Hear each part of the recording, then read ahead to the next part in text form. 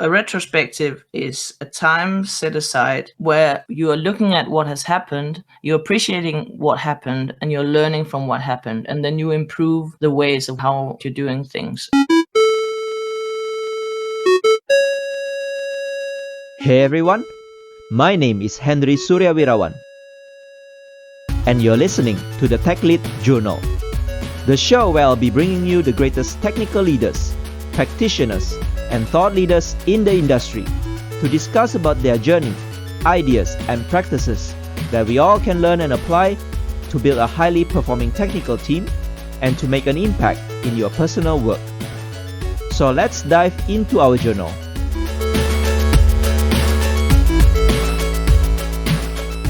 Hey everyone, welcome to another new episode of the Tech Lead Journal with me, your host, Henry Suryawirawan. Thanks for tuning in and spending your time with me today listening to this episode. If you're new to the show, a warm welcome to all of you, and I hope to have you as a frequent listener to the show. If you haven't joined any of the Tech Lead Journal social media channels, I'd like to invite you to join us on LinkedIn, Twitter, or Instagram, and you can find the links to those channels in the show notes. Make sure to also subscribe and follow the show on your favorite podcast app. Tech Lead Journal is available on all major podcast apps such as Spotify, Apple Podcasts, Google Podcasts, and many more. Tech Lead Journal is also available on YouTube with a number of additional playlists that include episode short clip, patron messages, and the 3 Tech Lead wisdom that I've always asked to all my amazing guests at the end of each episode. Make sure to subscribe to the YouTube channel to get notified for any new videos that I upload to the channel.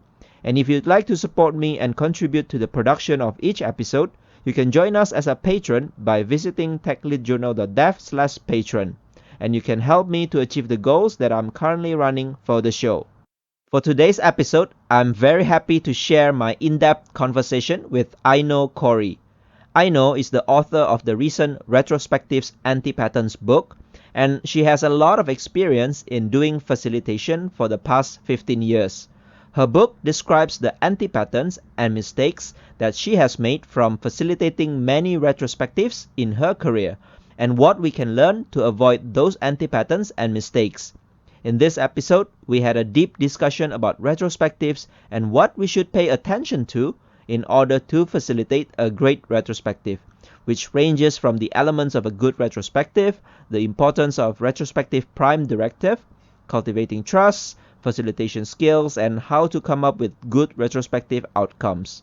Aino also shared her interesting story on how she ended up writing Retrospectives Antipatterns and what we can learn from her experience, especially for those of you aspiring book authors. In the spirit of the new year, towards the end, Aino shared some of her insights on how we can use retrospective to apply in our personal lives.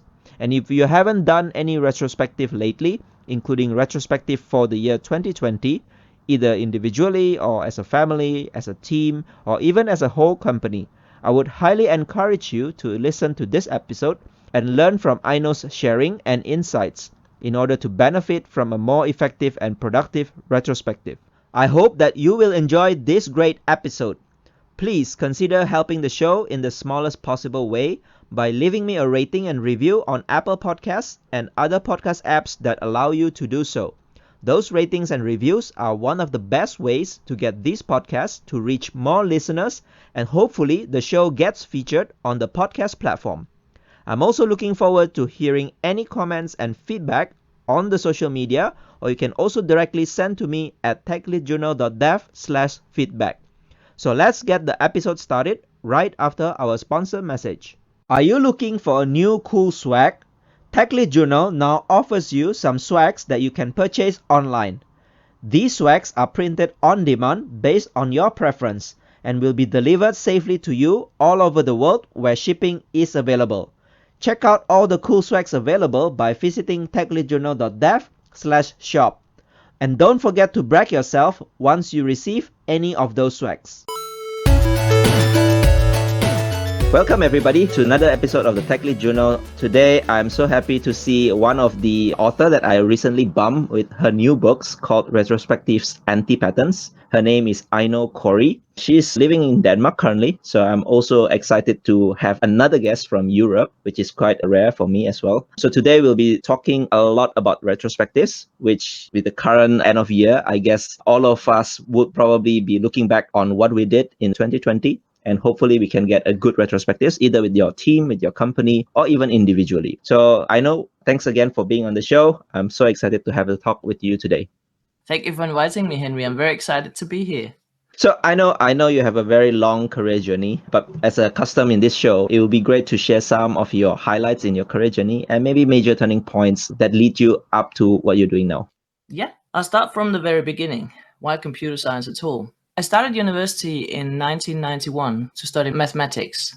I did not really know what a computer was at the time. I had never programmed before, but I really was intrigued by mathematics. So I started studying mathematics, but at the university where I studied mathematics, you had to take a minor as well as a different course. Computer science was the one which would give me most mathematics, so I chose that one without really knowing what it was. So we started off directly with procedural programming in a university-created language called Trine. And at the first 3 months of the lectures, I didn't understand anything. So I stopped going to the lectures and I didn't do any homework or anything like that. And then some of my course members said to me, well, if you don't learn how to program now, I know you're going to fail the exam in the summer. And then they dragged me down to the basement where the computers were, and then they taught me how to program. It was an epic moment. It was fantastic. I really enjoyed programming. I liked the power. I liked the satisfaction. I liked the problem solving. I liked being almost a detective when you needed to find a bug. I really liked the concentration and being in the flow. So I switched to a major in computer science.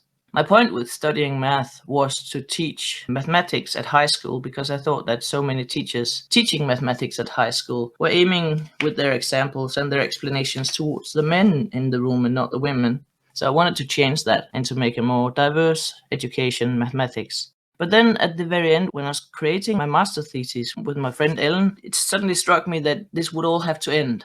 And I really enjoyed making the master thesis. It was about design patterns, which was new at the time, and development of object-oriented language constructs, which was also fairly new at the time. So I decided to apply for a PhD because I didn't want it to end. And then I got accepted, and my friend also had her PhD proposal accepted. So I did a PhD without really knowing what I wanted. But then I thought, well, I'll probably just stay. And I got a job at the end as an assistant professor. But then I taught a bit for a company in industry while I did my PhD to get some more money because I already had a child at that time. Then they asked me to talk to them and they offered me a job which would pay me twice as much as the assistant professorship I already had, which was very difficult to say no to since I'd been studying for 10 years and I had a child and I wanted to have one more child. So I thought, this will be interesting. And I worked there for a few years. Did some programming, but got more and more into creating conferences, IT conferences. Started with a conference called JAOO, JAOO, about Java and object orientation in Denmark. And that later became the go-to conference, which inspired the YAO conferences in Asia and Australia. Anyway, I worked there for a few years, and then the university had a new EU project where they needed somebody who was researching software architecture. And with my patterns work, I'd been working with software architecture patterns as well. So they headhunted me back to university. Well, of course, the salary went down, but I was also a bit stressed because it turned out I was pregnant again. So I needed a more calm job, and I got that at university. So I worked there for a few years. Then I was contacted by my old company again, and they asked me if I could come back. And then I decided to come back to that company because I really liked teaching at university and I really liked doing the actual research, but I hated writing the papers. I really detested writing. So I went back to industry again, worked there for a few years. And then the university called me again because now they needed somebody to do research in how to teach computer science because they needed to change the way that they taught computer science at my old university. And I thought, oh, this sounds interesting as well. So I quit the job again. They laughed at me and said, you'll probably come back in a few years. And I said, never. And I went to university to study how to teach computer science and how brains learn, which was very interesting. And I started teaching the teachers, the professors, how to teach computer science. And I noticed that some of them listened and some of them didn't listen. But the ones that almost always listened were the new teachers, the PhD students who were about to start teaching, and some of the normal students who were TAing. They were really interested in learning how to become good teachers. Because it's a daunting job, it's really difficult. It's a great challenge if you don't know what you're doing. And then the old company asked me if I wanted to come back and help them out with some conferences again. And I said, yes, I'll help you out in my spare time. But then I suddenly had too much work. And then I didn't know whether to stay at university or whether to go back to that company again, because I knew they would laugh at me. But then I decided I can start my own company and then I can work for the university and for industry. So I did that. I'm sort of doing the same as I did back then, in the sense that I'm teaching teachers at computer science how to teach computer science based on my 18 years of teaching computer science in academia and industry. And I'm also teaching in industry, but there I'm teaching agile development and retrospective facilitation. And I'm an agile coach for DevOps teams and for developer teams. I sometimes also facilitate architecture workshops where we review the architecture, where we find the hotspots to work on. So I'm still working both places and I still get inspired by both places. I think the teaching has been the red thread through it all. But now I've gone from being very technical to being very much interested in how people communicate and work together. Wow, thanks for sharing that. It's very interesting story, like the coming back and forth between academia and industry. That's really interesting. So one question that I have from your sharing just now is that do you need to teach teachers how to teach computer science? To me, that is very interesting to know about. Well, in 98, when I started my PhD, in Denmark, part of the PhD you get paid for was teaching at the university as a TA. And I was just thrown into it. And I was told, well, you'll teach these 20 young men. It happened to be only men. Surprise, surprise. Teach them algorithms and data structures and time complexity. And I mean, I had that course 7 years before, but I hadn't really focused on that. So I didn't feel like an oracle. I didn't feel they could ask me anything. So I spent a lot of time reading up on it and really doing my best. It was super stressful because in my head at the time, a teacher was somebody who knew the answer to all the questions, who never lost their head, who were always calm and always willing to give a little extra time to the students. So I found that very stressful. And I felt it was like being thrown to the lions, really. But I mean, I must have done well because 3 of the students in that class started working for Google later, and I actually married one of them. So I must have been an okay teacher. I really think that teaching is a skill which is different than just knowing what you're teaching in. It's not enough to be good at what you're teaching in. And actually, my experience is that sometimes if you're very good at what you're teaching in, it can be even harder to teach. Because if you think of the Dreyfus levels of expertise, you start with being a novice and you end with being an expert. The experts have a knowledge of what they do that's almost intuitive. So it can be very difficult for them to explain to people who are on different levels of expertise what this is about. As a teacher, you have to be able to go down to all levels, like novice or beginner, intermediate, because if you're not able to go down to where they are, it's very difficult to explain the next step to them. So as the Danish philosopher Kierkegaard said, if you want to take somebody somewhere, you first have to find out where they are. And I think that's very important in teaching as well, that you need to figure out what's in their head, what are their misunderstandings, what are they struggling with, why are they struggling with it. I had some teachers at university who would just laugh if there was something I didn't understand, which means that I didn't ask any questions. I didn't show where I was, and it was not until the exam I got graded. I really wanted to change that. And that's been my hope and dream all my life, that I wanted to change teaching to the better. First in elementary school, then at high school, then at university. So it's the same, although I want to improve the teaching. I also noticed the name of your company now, Metadevelopers. I'm sure Yes. it has something to do about improving the developers itself, not just to write code, but maybe about personality or maybe attitude or anything that you can share what Metadevelopers are doing towards developers. Yeah, so it was actually my brother's idea when I was starting my company, I think 12 years ago. I had a conversation with my brothers about what should I call my company. I could call it Aino. Some people call their company the name of themselves. Then one of my brothers suggested, what about Metadeveloper? Because you're not a developer, but you're developing developers. Because you're creating IT conferences that develop developers. You're teaching computer science. And at that point, I wasn't teaching how to teach, but you're teaching computer science. And then you're also facilitating meetings. So you're just developing developers. So a meta developer is very good. But then I went to America at a point and they thought it meant I met a developer, like I met somebody. But it's also true in a sense, but that's not the point of it. So that's why it's meta developer. Yeah, okay, I didn't see it as a meta developer, but I mean, yeah, now that Me you say it, neither. I could see it as well. All right, so I know, let's go to the retrospective, which is something you are very expert in. I think most people these days should know about agile. Maybe you can help to refresh all our minds here. What is a retrospective? Yeah, so a retrospective is a time set aside where you are looking at what has happened, you're appreciating what happened, and you're learning from what happened, and then you improve the ways of how you're doing things. And a retrospective in development is something that came in with agile. Well, it actually came in before agile development, but then it was called first a postmortem, where after the project is done, after 1 or 2 years of working on a project, you had a postmortem to understand what happened after the project is dead, so to speak, to learn from that. And I know that some companies still have postmortems where if there's a fault in a system, they make a postmortem and they publish it publicly, either in the organization or outside the organization, even to let other people learn from that as well. A retrospective, Norm Kurth started calling it that. And it's because postmortem sounds morbid, but a retrospective just means looking back. When agile came, you can say that agile in its core sense, to me at least, is inspect and adapt. So that's the point of agile, to always figure out where you are and to adapt your direction to that. And then Diana Larsen and Esther Darby created the book Agile Retrospectives. And that book is great for everybody doing agile development who wants to do retrospectives, because it really explains quite succinctly what a retrospective is, why you have them, and also gives some very concrete helping descriptions on different kinds of retrospectives with agenda examples and what materials you need and how long time the different activities take. So it's brilliant for people working with agile. So you mentioned about postmortem, right? Initially, in the beginning, why people call it postmortem, if you know the history?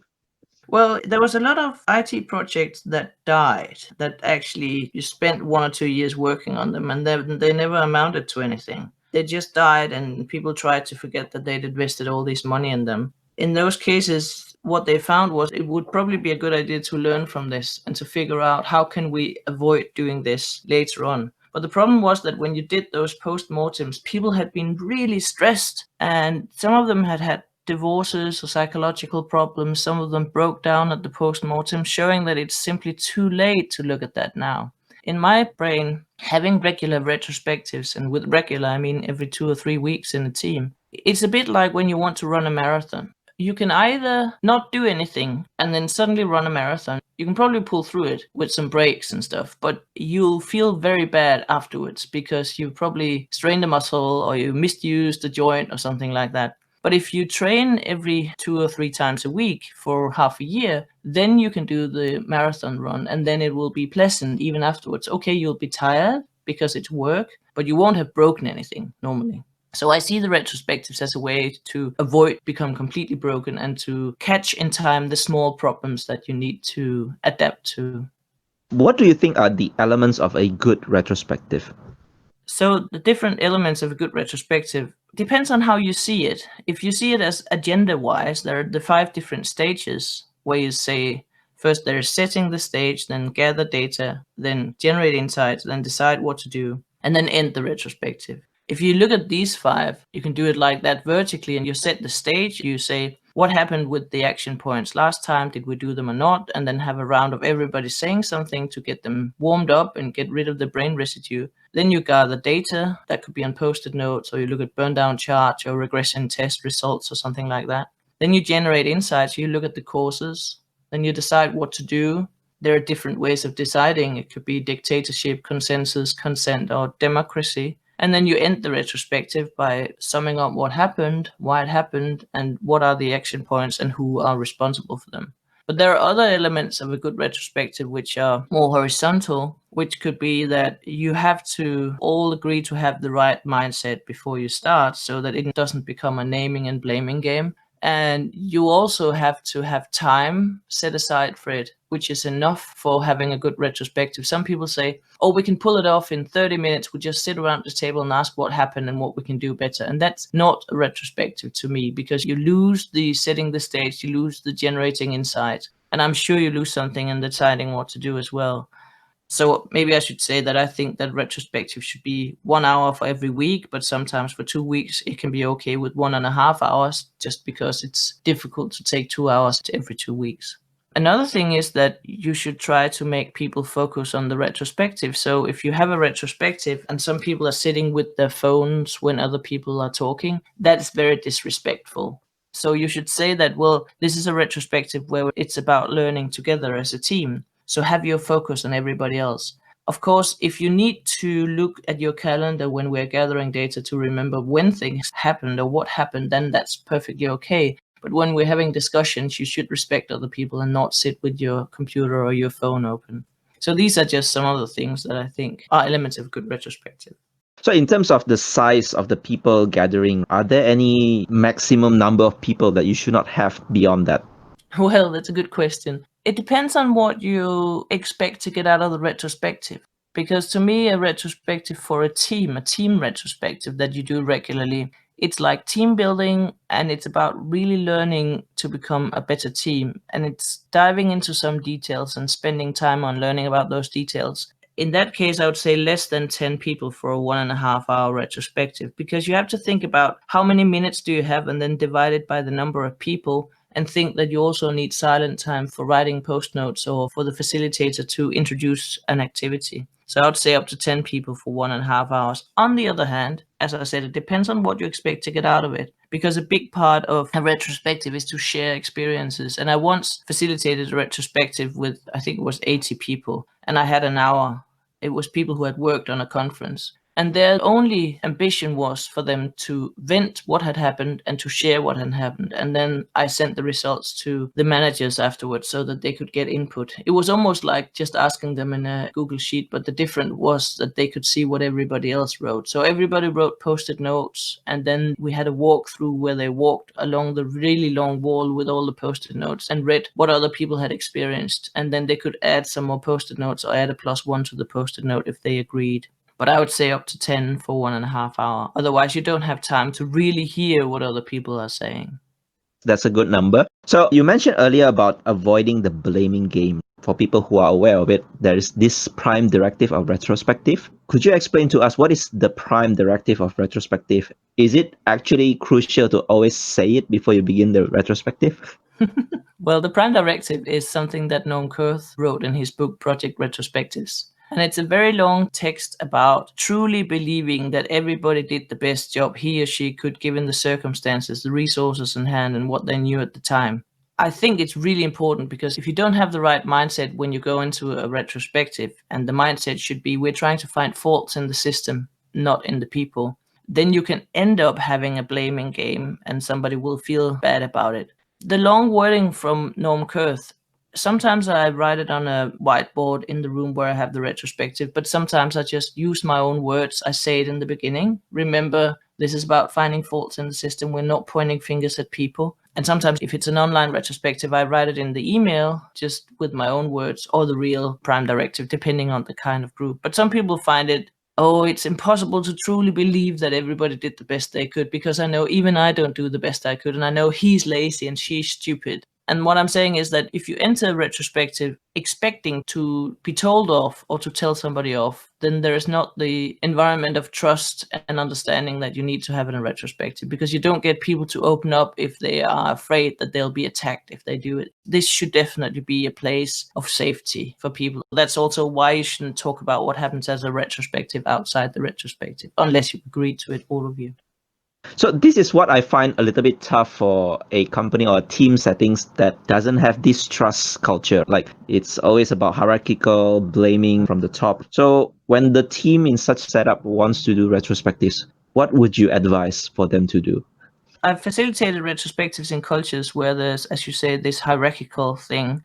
Can I just take a step back and talk a little bit about trust? Because I often facilitate retrospectives where I notice that there is not enough trust in the team based on different things. Normally, there is not a culture in the organization to share things that went wrong and to talk about them in a great way, because we're all accustomed to finding the fault and finding the one who did it. Probably all of us growing up with parents have been asked who started that or who broke that vase or something like that. Since we were children, it's always been about finding the wrongdoer. And I do the same now in my family of 5. I ask who left that milk out on the table instead of trying to find faults in the system. So I don't always follow the Prime Directive. I especially don't follow it in my marriage, but that's a different saga. So normally when I find a team that lacks trust, I say we can't solve the trust issue at the retrospective. That's something we need to do outside the retrospective. And trust is basically relationship and reliability. And if you feel that you can rely on people, if they say what they mean and if they promise to do something, then they'll either do it or they'll let you know. If they don't, then you can rely on them. That's one part of trust. And another part of trust is the relationship. If you have some sort of relationship with people, it's easier to trust them. If you think back just for a moment on the people you really trust in your workplace, just do that for a moment. I'm sure you'll find that you have some sort of relationship with them. There's something about them personally that you respect and you appreciate. So that's why these weird questions that you sometimes are asked to answer in a retrospective, what was your last meal, or what you're looking forward to, or what you're doing in your vacation, are crucial for building trust. But that's something that has to be done outside. And actually, if you can get the management to also admit mistakes and to show that making mistakes is something that we learn from instead of something that we punish, then that helps. If you are not able to do that, if you are with a team where you cannot help the trust building outside the retrospective, you have to work with the symptom. It's always the same. If you can't solve the problem, you have to work with the symptoms. You have to adapt to the symptoms. And what I do there is I do an online retrospective where they work anonymously. I've been using Google Drawings for working anonymously because then everybody's just an animal and it's very obvious that you can't see who the others are. So you feel safe in saying things. And I know that some of the other online retrospective ways of doing it, like Retrospectives, they also have a setting where you can't see who's writing what or who's voting for what. And of course, the perfect thing to do would be to solve the trust issue. But if you can't that, you just have to work with making it work. And I've seen retrospective facilitators with different cultures where once you start that anonymity, once they really believe the anonymity, then they start really writing things that are difficult and they start really venting about the things that they need to vent about. Of course, if you're only 3 people in those retrospectives, it's rather difficult to be anonymous because it's easy to find out who it is, who. But as long as you're more than 5, it's much easier to stay anonymous, and that works. It's a hack, but it works. Thanks for sharing the hack. I know sometimes it's difficult because people work in either like modules or they handle certain parts of the things, so we can identify easily, okay, this may be the person writing it. You also mentioned a couple of times that you are doing the facilitation of retrospectives a lot. So tell us more about what is the importance of the role of the facilitator. That's a crucial role. Unfortunately, a lot of people are facilitating retrospectives without really knowing what they're doing. It's a bit like when I started teaching computer science. I did not know how to teach computer science. I knew computer science, but I didn't know how to convey it. There's so much about understanding human beings and communication in facilitating that's important to know. If you're doing a in real life retrospective, you really need to be able to read body language, either intuitively or you need to learn about it. And that's to know that even subtle signs like where are their feet pointing or where are their legs pointing, what they're doing with their arms, can give you telltale signs about who they're agreeing with, who they're disagreeing with, whether they want to be somewhere else or whether they're okay with the situation. The role for a facilitator is to make everybody feel so good and create such an environment that things can be shared, even the difficult things, and lead them towards a solution. You need to handle the time. You need to have made an agenda with timings so that, okay, if we spend 5 more minutes with this, I have to leave out this part of the agenda. Or, okay, if I can leave out this part, then I can spend more time on this. So you have to be able to read the room, not just the body language, but also what are the discussions. For instance, if you think that all the data that comes out and gathering data is something that is somebody else's problem and not the problem of the team, then you have to try to make them aware that a lot of the things they're talking about are some things they can't change. So maybe they talk about other things. The role is crucial, and it's not enough just to know a lot of fun activities. I think actually that's the least part of it. Myself, I've always been very difficult at reading people, and I found it hard to understand when people lied and what people really meant when they said something, because I always take it very concretely. I don't have a diagnosis on this. People can theorize about that themselves. But I think that's one of the reasons why I've become a good teacher and a good facilitator, because I was never an expert in understanding why people said what they said and what they actually meant. So I had to learn it intellectually, to read body language and to think about when they say this, what do they actually mean? And I think that's why I can teach how to teach and teach how to facilitate, because I've had to intellectualize what are they talking about really, because it hasn't been easy for me to understand. Could you share maybe some of the resources on how you intellectually learn all this? Yeah, I have a lot of references in my book to books about body language, and I don't remember them offhand now. I'm sure we can put some links into something in your podcast description. But I think that what has been important for me is that as a young woman, when I noticed that it was so much more difficult for me than for other young women to understand what people actually meant when they said things, was that I started, you could call it a little retrospective every night, where I thought back to awkward situations I had with people, and then I thought about what they said and what could they have said. What could they have meant? Because I was always communicating with data, and it occurred to me that sometimes they were communicating with feelings. And I didn't understand that because I was just trying to convey data and understand their data. And if they were actually communicating with feelings, it would really throw me. It was very difficult. So I think retrospecting over the awkward situations can help you understand other people. I also find it difficult sometimes, not just gender, men and women, but also cultural setup, like Western versus Asian. Even within Asian, there are different countries with different kind of like the language structure, the cultural norms and things like that. So sometimes it's very hard to really gauge and understand what people meant when they say something or they don't say something, which is also another tricky part. Do you have any comment on that? How do you deal with different cultural issues between different countries, provided you have worked with distributed teams across the world?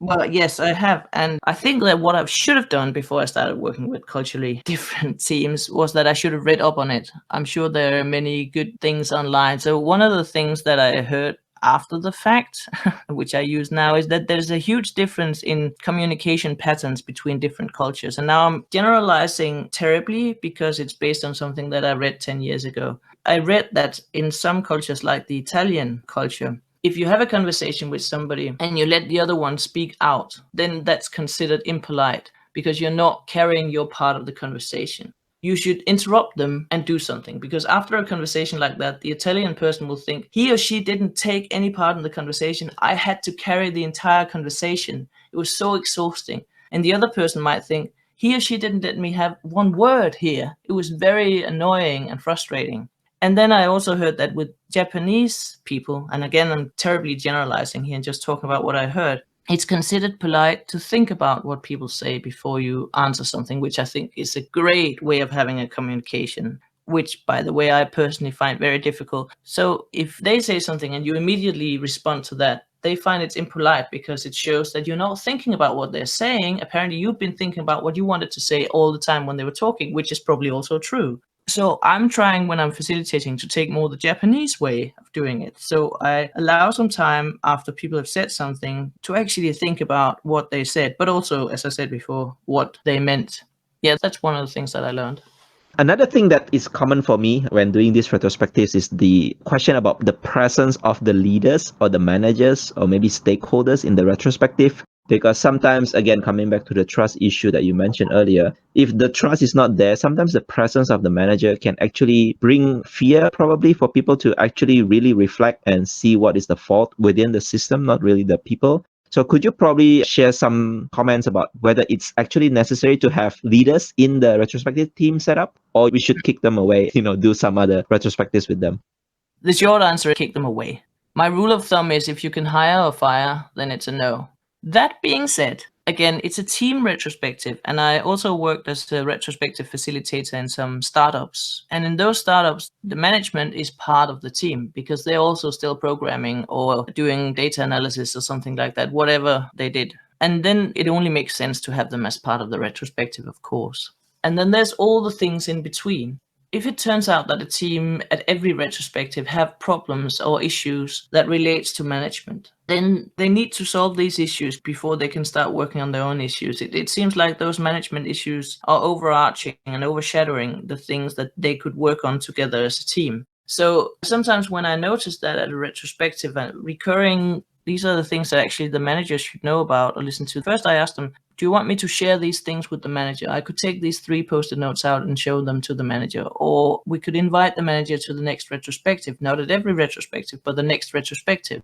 They could be part of it. And if the whole team says yes to this, and if you're worried they won't answer truly, then you should make an anonymous vote for this as well. And if you invite the manager to the retrospective, it's important that the manager has to be part of the retrospective. I've had so many managers saying, oh, I'm a little bit curious. I won't say anything. I'll just sit here in the corner like a fly on the wall. And I said, that's the worst thing you can do. If you want to be here, you need to share as well. It's part of creating the trusting environment that everybody shares. And if the manager's just sitting there in the corner staring at them, it doesn't really work. And I also had some managers who came up to me afterwards asking, oh, could I give some of the details because you're so good at making them talk about difficult things, and they never talk to me about difficult things. And I say, well, the reason why they open up to me is partly because I won't tell you what they're saying. I don't want to say anything. So I think it's very much it depends question, but I think it can be healthy from time to time to bring a manager or a stakeholder or somebody else who's in close communication with the team, or sometimes a representative from another team that they work closely with, or having a bigger retrospective with both teams or something like that. It depends on the situation. But again, short answer is no. Another thing that I normally sometimes question as well from doing all these retrospectives, what can be considered as a good outcome of a retrospective? After they're doing retrospective, everybody's happy about it, or is there any action items, or people are venting their frustrations? So what can be considered as a good outcome? Well, all of the above, really. All the things that you mentioned, they're really good. To me personally, if I can make them laugh together, that's a big win. Because I believe that if you're laughing together, you are in a relationship with each other where you can relax and have a good time together. And I think laughing together is very good glue for a team. So that's pretty high up on my list, is to make them laugh. And I can make them laugh at me because I'm very good at playing a clown. Or we can laugh at a common enemy, their technologies or something like that. Oh, it's acting up again. Oh, yeah. Okay, putting that into Jira will be really easy or something like that. Laughing is important. Of course, you need to have, I normally let them out with 1, 2, or 3 action items or experiments. Because if you don't come out with some concrete results, some of the people in the team might think that it is worthless. And if you don't follow up on these things later on, it might even become worthless. Sometimes you come up with some pretty good ideas of what to change or how to adapt at the retrospective, but if you don't follow up on them, if you forget them once you come back to your Jira board, your backlog, or your Trello board, then it was actually almost a waste of time. Right. Another common problem in the retrospective, especially from facilitator point of view, unfortunately, I've facilitated some of the retrospectives before, is to ensure that everybody actually equally takes part in the conversation. I know we have sometimes the session of thinking by themselves, writing on post-it notes and things like that. But sometimes it's also very hard to ask people to speak, to equally take part, or at least comment out what other people are saying. So from your point of view as a facilitator for so long, how can we ensure that people can equally contribute to the conversation? It's a big question. One of the things that you have to do is to make a database decision. So I always, when I facilitate a retrospective, I write down the names of everybody who's there, and I tick off every time they say something unprompted to make sure that I have a list, I have data to show myself, to remind myself, oh, this person has only said one thing in an hour or something like that. If I notice that there is a problem and it's not just something in my head, I changed the setting of the retrospective. The worst you can do if you're facilitating retrospective with some people who are talking a lot and some people who are talking less, in my book I call them the loud mouth and the silent one, is to have a plenum discussion, because the silent ones will just continue to be silent. One important thing to do is to make sure that everybody says something when you set the stage, when you begin the retrospective, and that's why I have these questions, to take away the brain residue from the last meeting, but also to make them say something. Because if you allow them to be quiet in the beginning, it's much easier for them to continue to be quiet, to make everybody say something, and you can make them answer a very easy question in the beginning. Then if it was in real life, I would make them work together 2 and 2 in different discussions, or 3 and 3, which will make it easier for the silent ones to be allowed to say something. I sometimes put the silent ones together in a pair and the loud mouths together in a pair. Afterwards, normally both of them will come to me and say, why did I have to be paired up with this person who talks all the time? Which means that they, for once, were not able to talk all the time, which I find a bit funny. And we have a conversation about that sometimes. But if it's online, there are some things that can help you. Of course, you can have the breakout rooms. That can be a bit difficult. But one thing that I do a lot with the online retrospectives is to have a round robin, to go through my list of names and ask everybody their opinion about something or ask them the same question. It seems to be more socially acceptable to make round robins when it's an online retrospective than when it's in real life. So there are different things you can do depending on the setting. And also for those people who come into the retrospectives, I mean, I would say that not everyone sometimes are looking forward to having these retrospectives. Yeah. Some of them also just be present because they are invited into the retrospective and just play along with everything that the facilitator has provided for them. So the key question here is that how should everyone prepare themselves before joining and when joining the retrospectives? Are there anything that you would advise people to actually come prepared? I think it's a good idea to at least remind yourself what happened in the last sprint or whatever you're reflecting over. Because sometimes I have people coming to retrospectives again and again and they say, oh, I can't remember 2 weeks back. And I silently think in my head, the first thought is, well, why didn't you think about this before you came? Because you knew what we were going to do. And then, of course, my second thought, based on the Prime Directive, is, oh, I should probably remind them next time the day before to look in their calendar and to see what happened. Because some people has a difficulty thinking 2 weeks back. But other than that, I don't think they should prepare anything. What I do with people who are reluctant to go to retrospectives is it's different things, really. I sometimes ask everybody before I start the retrospective, what do you expect to get out of the retrospective? That can be my starting point. And then some people will say, oh, wasting 2 hours of my prescient development time. To that I answer, well, that's great, because if you've got so low expectations, it can only surprise you in a positive sense. So that's great. So try to take that in a funny way instead of being personally insulted. If it's one person in particular, I would probably take them aside outside the retrospective and ask them, okay, so I can see that you're really good at evaluating the things that we're doing with the team. I could really use your help. So make them be a team player with you and say, the team has decided, or the management has decided, that you have to have these retrospectives. And I believe it's a very good idea to have retrospectives. But since we have to have them, can you help me find a way to improve them for you? Do we need to spend more time on this part or more time on this part? And then they'll say, if we can make it only 15 minutes, then it'll be fine. And then you will say, well, that doesn't really work, but perhaps you can help me out. We can make one of these 3 activities. Which one do you think would be great? And then they're a team player with you. And then they feel they have a bit of responsibility at the next retrospective, and they'll probably support this activity a bit more. And you have to think about that grown-ups are just children with big loans and big feet. If you have a child and you say, do you want to go to bed now? They'll probably say no. But if you say, do you want to go to bed now or in 5 minutes? Then they have to choose between one of those two. So you just have to give them options where you can appreciate all options. The same goes for salary discussions, but that's a different point. But if it's a whole team that finds that retrospectives are a waste of time, you have to ask them why they're having retrospectives, because you shouldn't have retrospectives just to have retrospectives. You should have them because you think it's worthwhile. Sometimes with a team that suddenly feel they don't get anything out of it, which can actually be a healthy sign, because it means that the retrospectives are going well and they're working well together. I have this little book where I write down for each retrospective what was the agenda, what's the action points, and then I write all the action points for the last 3 months or 6 months down on post-it notes. And then I say, well, what about this action point? Did we do that? Yes, we did that. Okay, so it goes in this pile. And did we get the expected result? Yes, we did. What about this? Oh, but this turned out not to be relevant anymore. Okay, we put it in the pile called not relevant anymore. Then you end up with some action points that were not done, but are still relevant. And for those, normally you can divide them into things that are long-term goals, and that's why they couldn't be done, because they couldn't be done in 2 weeks, so that you need to drill them down. Or it's things that the team can't really do anything about.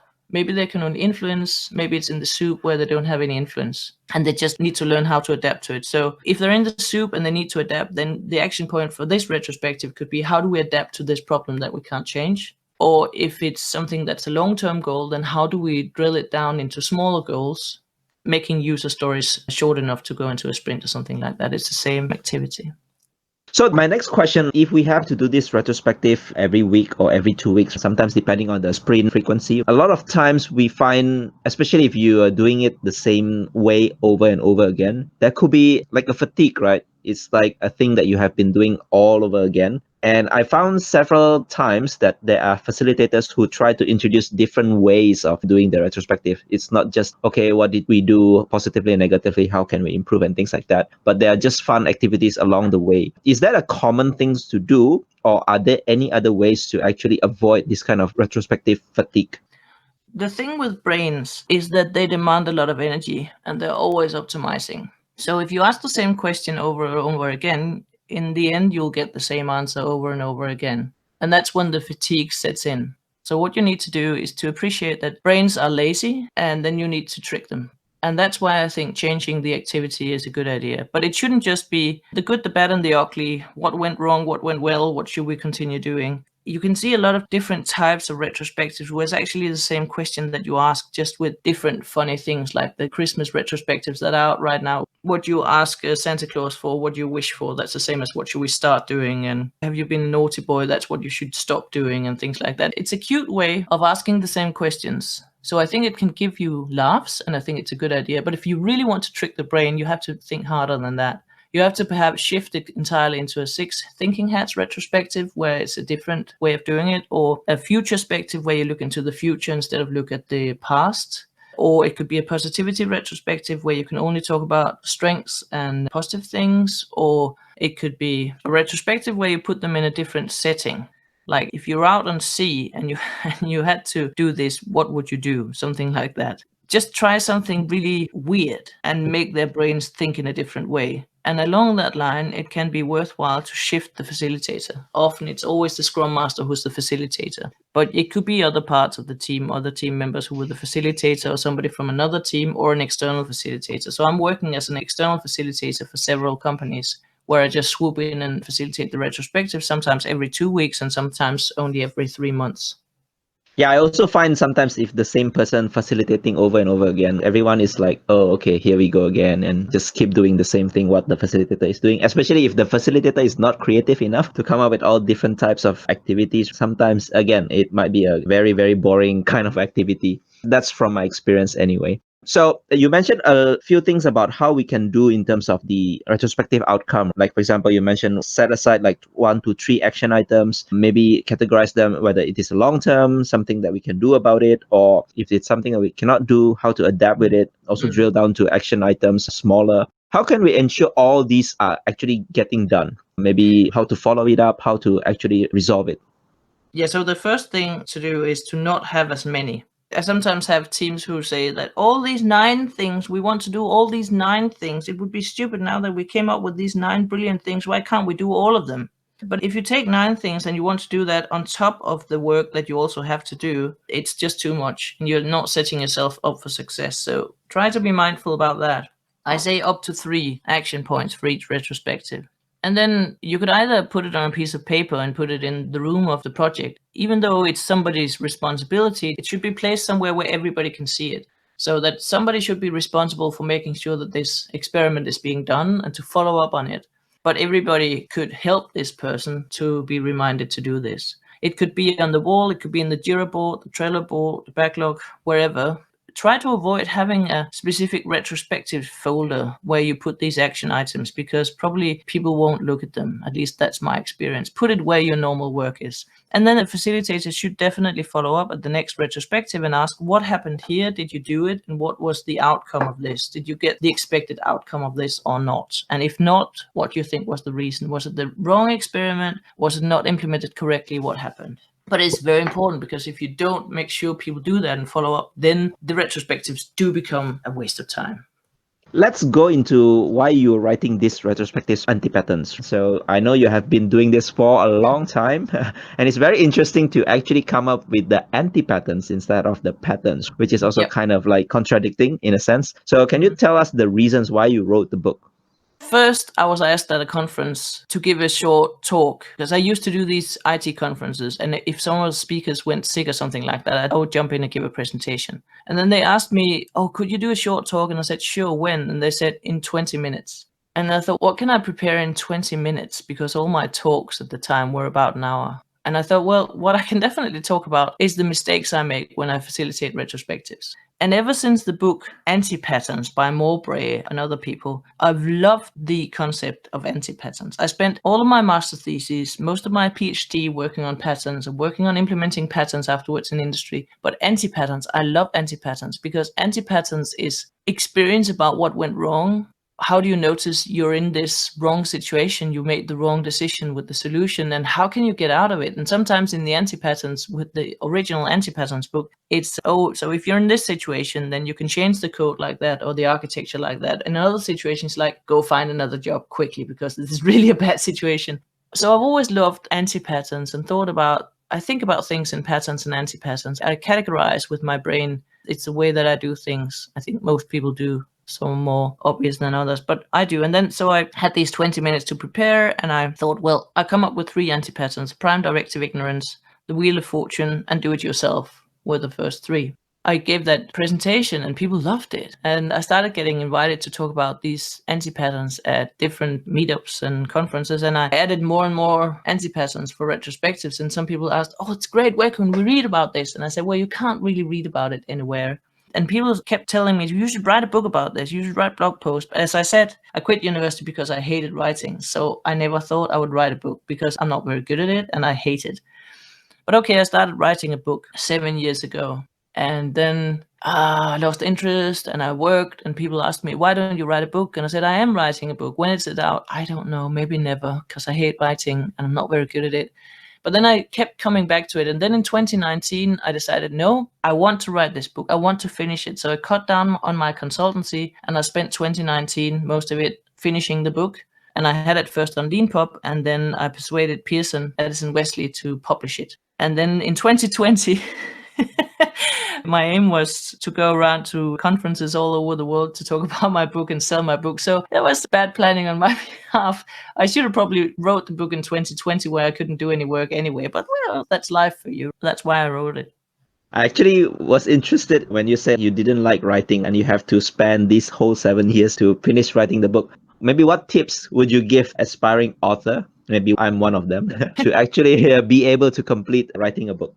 Some people say you should just write blog posts, which are easier to write because they're shorter. And you get feedback on those, and then you just tie them together in a book at the end. They're probably around the same subject anyway. So that's how I did my PhD thesis. My dissertation was all the different papers I've written. I put those together and then put some text in between to make it look like I thought it all through.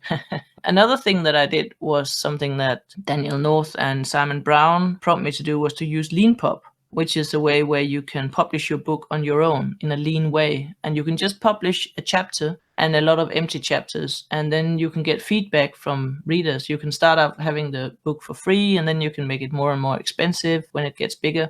You can see if anybody's interested in your book, and if they are, it's rewarding and it gives you motivation to write more. But also you can ask them, what do you think I should write about now? Or did you like this better than this? And then you can get feedbacks. That will also motivate you to write a bit more. I heard people saying you should just sit down 2 hours every day and write something. And I'm sure that works for some people. That didn't work for me. What worked was the motivation from the pressure of people who actually really wanted to read it. That was great. So start talking about your book ideas. Don't keep it as a secret. I would say that, yeah. Thanks for the tips. So for those readers who want to see and read your books, what can they expect actually? Are they looking in categories of anti-patterns, like one by one? How should they use them? Can you maybe share how should people read the book? Yeah, the book is aimed for retrospective facilitators with a little bit of experience, but it can be read by people who are starting out facilitating retrospectives as well. I put some info boxes in the book where you can read about explanation of different activities or explanation of different concepts. And if you're an experienced facilitator, you can just skip those info boxes. It's 24 antipatterns, which are aimed at how do you plan a retrospective? What about the people in the retrospective? How do you structure it? And then for each retrospective antipattern, there is a little section about if it's an online retrospective, then what are the differences in the refactored solution? What should you do differently? Like the thing I said before with the round robin is good if you're online, and putting people together 2 and 2 is easy if you're not online. I expect that people will read at least the introduction where they get introduced to the concepts and get an overview of all the antipatterns. And then I'm guessing that they will probably skim the antipatterns and then they can go back to them. So antipatterns is about awareness. It's about putting a name to a situation that you can end in. It's about being aware, I'm in a wheel of fortune right now, or I should do a prime directive ignorance or something like that. If you feel that you're there, you can remind yourself what was the refactored solution. So in each antipattern, there's the context. This is the situation you're in. And I have a little story from a Danish company which is made up. So every antipattern starts with that story. What's the situation for this team? And then there's a general context, which sort of broadens it out, abstracts it a bit. And then there's the anti-pattern solution. This is what people normally do in this situation because they don't have enough time, they don't have enough experience, they're afraid of things. And then these are the consequences of doing this anti-pattern solution. And then this is a refactored solution. And then I have a personal anecdote in the end. And the personal anecdotes are actual anecdotes from my facilitation experience. I don't mention any company names. I don't mention any names. I have changed the gender of some of the more annoying people in my anecdotes, so they should not be recognizable. But I'm sure that in 1 or 2 cases, some people will recognize themselves. Interesting. So you mentioned some of these antipattern names. For those people who haven't read it, maybe you can name what are the most top common antipatterns where people can maybe just go through and see what those mean. The Prime Directive ignorance is where you are afraid of using the Prime Directive with the team because you think they might think it's ridiculous or too hippie-ish or not something that they can believe in. And then you decide to ignore the Prime Directive, and then you might end up in a naming or blaming game with the team. And then also Wheel of Fortune I'd like to mention, because there's a lot of people who use those retrospectives where the activity is what should we start doing, what should we stop doing, what should we continue doing. That's how they gather data. But then they go directly from data gathering to the conclusion, to deciding what to do. So for instance, if they say we should do more pair programming, they go directly to, okay, let's schedule 3 hours of pair programming 3 days a week for 80% of the people in the team. That's a very good solution if the actual problem is that they forget to do pair programming. But if the fact that they don't do pair programming is just a symptom that they don't have psychological safety or trust, they're afraid of letting other people look at their code, or they don't have the technological support to do pair programming, or they don't know how to do it to gain the benefits, then scheduling pair programming won't help because it's just working on the symptom and not the actual problem. So that's Wheel of Fortune. I see that all the time. Thanks for sharing that. For those listeners who are interested in these two, Prime Directive Ignorance and Wheel of Fortune, I would suggest go to the book, find it and read it, what those anti-patterns mean and how you can actually refactor to come up with a refactoring solution to the problem. So we are moving towards the new year 2021. And I know many people like to write resolutions or maybe looking back retrospectives. I know 2020 has been a tough, challenging year for many of us. So is there any tips how a person, an individual, can do retrospective for themselves? I think that the important part of that is to acknowledge that it is a good idea to have a retrospective with yourself and to set aside time for doing it.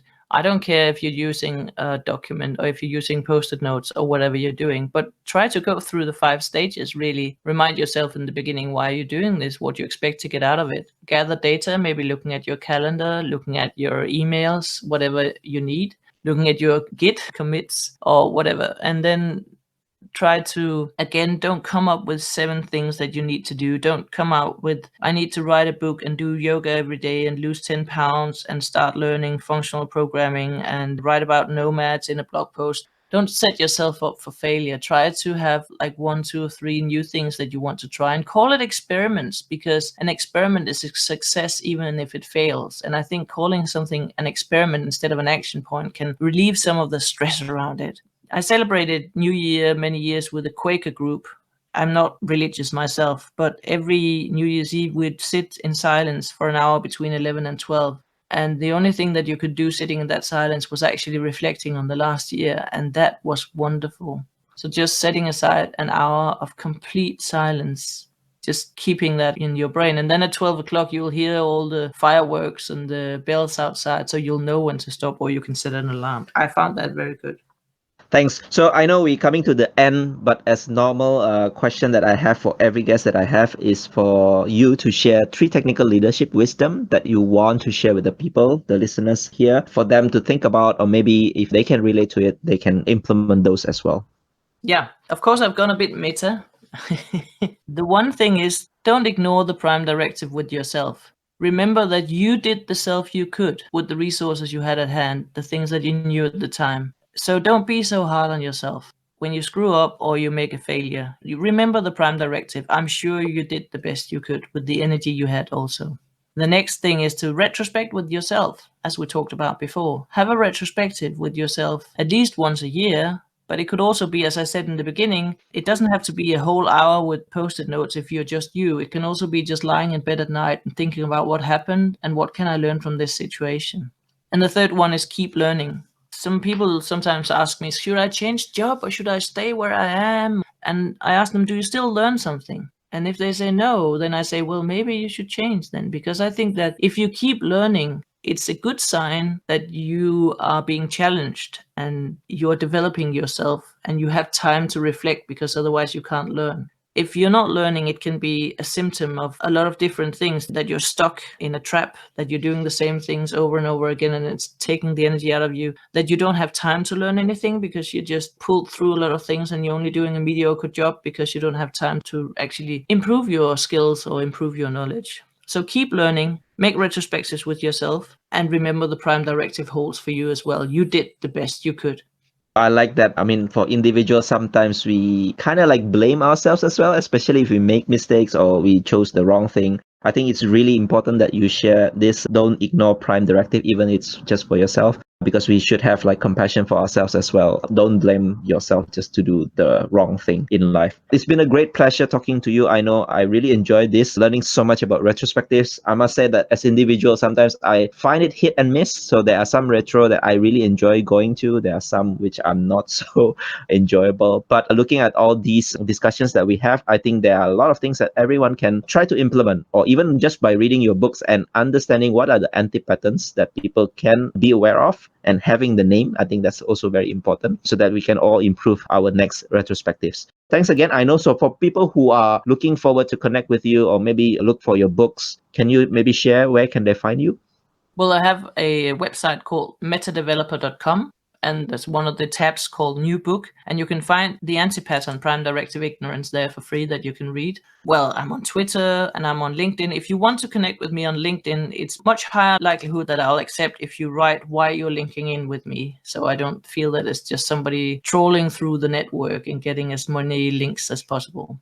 Okay, thanks again. I know. Hope for the best for your new year 2021 business and consulting. Thank you very much, Henry. Likewise, and thank you for having me today. Thank you for listening to this episode and for staying right till the end. If you highly enjoyed, please share it with your friends and colleagues who you think would also benefit from listening to this episode. And if you're new to the podcast, make sure to subscribe and leave me your valuable review and feedback. It really helps me a lot in order to grow this podcast better. You can also find the full show notes of this conversation on the episode page at techleadjournal.dev website, including the full transcript, interesting quotes and links to the resources and mentions from the conversation. And lastly, make sure to subscribe to the show's mailing list on techleadjournal.dev to get notified for any future episodes. Stay tuned for the next Tech Lead Journal episode, and until then, goodbye.